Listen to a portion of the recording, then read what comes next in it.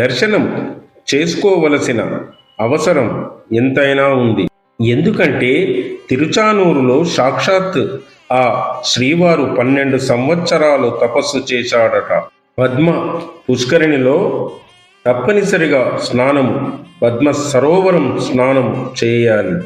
ఒకవేళ పుష్కరిణిలో నీళ్లు లేకుంటే కొన్ని నీళ్ళైనా తీసుకొని తలపై చల్లుకోవాలట. ఎందుకంటే మామూలు పుష్కరిణి కాదు, సాక్షాత్తు శ్రీవారు తవ్వి ఆ పుష్కరిణి గట్టుపై 12 సంవత్సరాలు కూర్చొని తపస్సు చేశాడట.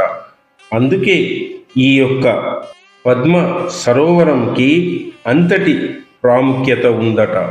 పద్మ సరోవరంలో త్వరలో పార్ట్ 3